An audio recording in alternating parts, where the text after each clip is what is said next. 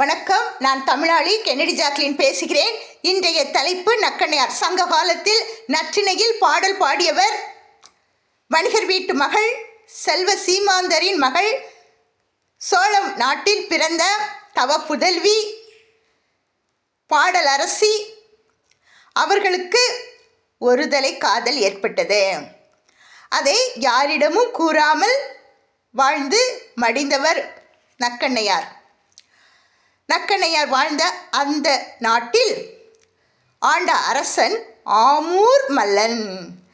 ஆமூர் என்பது காவிரி நதி வடகரையில் அமைந்தது. மல்லன் என்றால் மல்யுத்தத்தில் சிறந்தவன். அந்த ராஜா மல்யுத்தத்தில் சிறந்தவர். மற்போர் சொல்கிறோம்ல, அதில் சிறந்தவர். அதே நாட்டில் வாழ்ந்தவன் பெருநற்கிள்ளி. இப்போ திடீரென்று என்னாகிறது, அந்த நாட்டில் ஒரு விழா எடுக்கலாம் என்று ஆமூர் மல்லனுக்கு ஒரு ஆசை ஏற்பட்டது. உடனே விழா அப்படியே சிறப்பாக சீரும் சிறப்புமாக நடைபெற்று கொண்டிருக்கிறது. அங்கே மல்லன், ஆமூர் மல்லன் என்ன பண்ணுறாரு, மல்யுத்த வீரர்களெல்லாம் அனுப்பிக்கொண்டே இருக்கிறார். அனுப்பிக்கொண்டே இருக்கும்போது இந்த பெருநற்கிள்ளி வராரு. என்ன பண்ணுறாரு, அவரும் மல்யுத்தத்தில் கலந்து கொண்டு ஜெயிக்கிறாரு, வெற்றி பெறுகிறார்.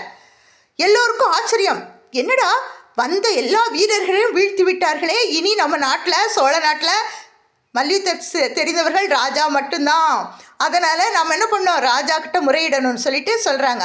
உடனே ஆமூர் மல்லர் வருகிறார். அரசர் மல்யுத்தத்தில் கலந்து கொள்கிறார். தோற்றுவிட்டார். தோற்ற உடனே அவருக்கு கோபம் வருகிறது. யார் யார் யார் என்று கேட்கிறார். உடனே அங்கிருந்த புலவர் கூறுகிறார், மன்னா, அவர் யாரும் அல்ல, இதே பக்கத்தில் உள்ள நாட்டின் இளவரசர்தான். தந்தையுடன் சண்டை போட்டு நீ நாட்டை தரவில்லை என்றால் நான் உன் நாட்டிற்கு வரமாட்டேன், நான் எங்கேயாவது சென்று பிழைத்துக் கொள்கிறேன் என்று நாட்டையும் விட்டு வந்தவர். இங்கு புல்லரிசி உண்டு வாழ்ந்து கொண்டிருக்கிறார். யாரு? பெருநற்கிள்ளி அவருடைய பெயர். அப்படி சொல்லிக்கிட்டே இருக்கிறாரு புலவர். அதற்குள்ள அவர் என்ன பண்ணுறாரு, சட்டுன்னு குதிரையில் ஏறி போயிட்டாரு. என்னடா, நம்மளை யாரும் கண்டுபிடிச்சிருவாங்களோன்னு சொல்லிட்டு. உடனே நீங்கள் இப்படி சொல்லிகிட்டே இருக்கீங்க, அவர் அதை பெருமையாக கூட நினைக்காம போயிட்டாரு அப்படின்னு சொல்லி எல்லாரும் கேட்குறாங்க. அந்த மாதிரி இன்றுமே வீரர்கள் பெருமையை என்ன பண்ண மாட்டாங்க, 4 பேர் முன்னால் ஏற்றுக்கொள்ள மாட்டாங்க. இன்னும் நிறைய பெருமை வேண்டும் அப்படின்னு நினைக்கிறவர். இது யார் காதுக்கு கேட்குதுன்னா, நக்கண்ணையார் காதுக்கு கேட்குது. பெண்பார் புலவர் இருக்காங்களா, அவங்க என்ன பண்ணாங்க, சிறு வயதிலிருந்து அவர் மனசில், சில பேருக்கு சில மனசில் இருக்கும் தானே, நான் திருமணம் செய்தால் ஒரு வீரனை, எனக்கு பிடித்தவனை தான் திருமணம் செய்வேன். எப்படி மதுரை மீனாட்சி அம்மன் சிவபெருமானை தான் வணங்கினாங்க தானே, அவங்கள தான் கல்யாணம் பண்ணுவேன் அப்படின்னு நினச்சாங்க தானே.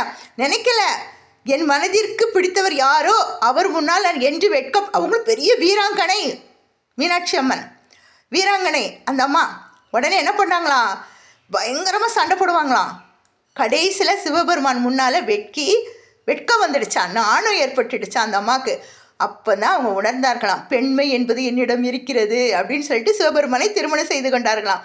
அதே போல் இந்த அம்மாவும் நக்கண்ணையாரும் நல்ல பாடல் அரசி, தனக்கு பிடித்தவரை தான் கணவனாக ஏற்றுக்கொள்வேன் என்று கூறிவிட்டாராம். உடனே சரின்னு அவங்க அப்பாவும் ஒத்துக்கிட்டாங்க. இப்போது இவங்க எல்லாரும் என்ன பண்ணுறாங்க, இந்த அம்மா பார்க்கல, அந்த மல்யுத்தத்தை பார்த்துட்டு வந்தவங்க எல்லாரும் ஊரே பெருமையாக பேசுதான். பெருநற்கிள்ளி என்பவர் ரொம்ப நல்லா மல்யுத்தம் செஞ்சு ராஜாவையே தோற்கடிச்சிட்டாரு அப்படின்னு இந்த அம்மாவுக்கு ஒரு தடுமாற்றம் ஏற்பட்டுட்டு, ஒரு சலனம் ஏற்பட்டு விட்டது. பார்க்கவே இல்லை. புகழ் எப்படி பார்த்தீங்களா, புகழோடு இருக்கிறவனை தான் விரும்புவாங்க. அந்த புகழை இந்த அம்மாவுக்கு அப்படியே பிடிச்சிருச்சு. எப்படியாவது நாம் அவரை தான் திருமணம் செய்ய வேண்டும், அந்த வீரனை தான் திருமணம் செய்ய வேண்டும் அப்படின்னு நினச்சிட்டாங்க. இப்போது கொஞ்ச காலம் கழித்து இவர் என்ன பண்ணுறாரு, பெருநற்கிள்ளி பக்கத்து நாட்டில் போய் சண்டை போட்டு அங்கே உள்ள ராஜாவை அடிச்சுட்டு முறியடிச்சுட்டு சிற்றரசராக ஆயிட்டார். உடனே அவருக்கு ஒரு ஆசை வந்துடுச்சு.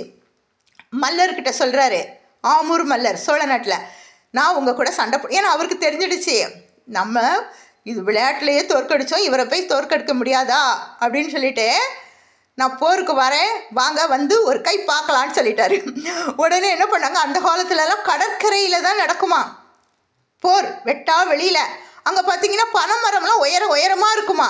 அங்கே பெண்கள் வந்து அங்கே ஒரு மேடை மாதிரி இருக்கும், மேடைனா மண் திட்டு, மேடெல்லாம் போட மாட்டாங்க, மண் திட்டு குன்றுகள் மாதிரி இருக்குமா. அந்த குன்று மேலே ஏறி நின்று அந்த போர் நடைபெறுகிறதை பார்ப்பார்களாம், ரசிப்பார்களாம். இந்த அம்மாவும் சரி நம்மளும் போய் பார்க்கலான்னு சொல்லிட்டு வராங்க. நக்கண்ணையார் பார்த்தா இவர் அந்த பயங்கரமாக சண்டை போட்டு ஆமூர் மல்லரை முறியடித்து விட்டார், வெற்றியும் பெற்று விட்டார். உடனே எல்லாரும் என்ன பண்ணுறாங்க, ஓ பெருநற்கிள்ளி வாழ்க வாழ்கன்னு வீர முழக்கமிட்டு என்ன பண்ணுறாங்க, நாடும் அவங்க கைக்கு போயிடுச்சு.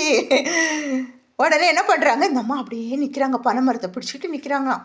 எல்லா தோழிகள் எல்லாருமே போயிட்டாங்க. ஒரே ஒரு தோழி கேட்குறாங்களா, அம்மா எல்லாரும் போயிட்டாங்க, நீங்கள் மட்டும் நிற்கிறீங்களே வாங்கன்னு சொல்லி கேட்குறாங்க. அப்போ நான் விரும்பிய வீரன் அப்படின்னு சொல்லி சொல்கிறாங்களாம்.